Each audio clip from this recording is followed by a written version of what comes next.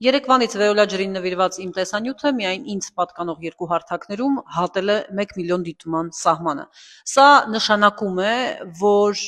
այս թեման կենսական նշանակության թեմա է եւ գտնվում է Հայաստանի Հանրապետության քաղաքացիների ուշադրության կենտրոնում։ Դա նշանակում է, որ մենք շարունակելու ենք խոսել այս թեմայի մասին եւ սևեռել մեր ուշադրությունը տարբեր բազմաթիվ այլ խնդիրների վրա։ Տկեն նախարարի արձագանքն առ այն, որ իրենք կասեցնում են հիմա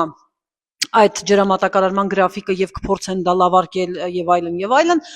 ցանկացած բանական մարդ բնականաբար դիտարկում է նախընտրական տրամաբանության շրջանակներում, հասկանում, որ չեն ցանկացել պարզապես լարել իրավիճակը։ Իսկ ինչ է իրականում տեղի ունենալու։ Ես պարզ հարց եմ ուզում տալ, որ պարոն նախարարը հավանաբար չի կարողանա դրական վստահ պատասխանել։ Վստահ եք արդյոք, որ ձեր լավարկված գրաֆիկը Վեոլա ջուր ընկերությունը իրականացնելու է։ Պատասխանեմ ոչ, որտեղ Վեոլա ջուր ընկերությունը ունի գործելավոճ։ Կամ իրավական ճանապարհով հաստատում են գրաֆիկը ավելի վատթարացնելով եւ սա պատճառներ ունի, որի մասին կխոսենք, կամ դե ֆակտո իրականացնում են ավելի քիչ քանակով ջրամատակարարում, քան գրված է։ Այսինքն գրում են օրինակ, որ պետք է 17 ժամ տան, բայց դե ֆակտո մարդկանց մատակարարում են 15 ժամ ջուր։ Ինչ է տեղի ունենալու,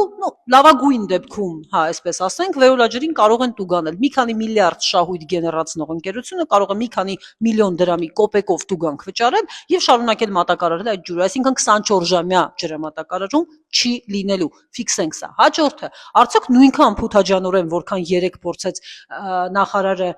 հարթել խնդիրը, ճակերտներում հարթել բառը, նա կարող է երաշխավորել, որ Վեոլա ջրի կողմից մատակարարված ջրի որակը համապատասխանելու է առողջապահության նախարարի կողմից սահմանված ցուցանիշներին։ Վստահություն ունեմ, ոչ։ Բազմաթիվ են քաղաքացիները բազմաթիվ հասցեներում, Երևանի, չգիտեմ, Շենգավիթից ներքին Չարբախ, Էրեբունի, Աչափնյակ, անգամ Մասիվ, որի ջուրը միշտ համարվել է իբր լավը, չգիտեմ, Մասիս, Հոկտեմբերյան եւ բազմաթիվ այլ բնակավայրեր, որոնք վճարում են խմելու ջրի վրա համար, բայց իրենք չեն խմում այդ ջուրը։ Շշալցված ջուր են խմում, դա ջուրը ուղղակի մոտենալ չի կարելի։ Մարդիկ թունավորվեն այդ ջրին, փորձեն անգամ մոտենալ։ Էլ չեմ խոսում այն մասին, թե ինչ բազմաթիվ այլ չափանիշներով առողջապահական մեր սահմանած նախարարության ցուցանիշները այնքան բարձր են, որ խնդիրներ են առաջացնում, այս մասին առանձին տեսանյութ կլինի։ Հիմա եկեք ֆիքսենք, իրավիճակը 24 ժամյա ջրամատակարարում չի լինելու, ֆիքսում ենք, որովհետև 10 տարի շարունակ պետությունը անհրաժեշտ ծավալով ներդրումներ չանելով խրախուսել է, որ այդ անհրաժեշտ ծավալով ներդրումները իր մասով չանի Վեոլա ջուրը,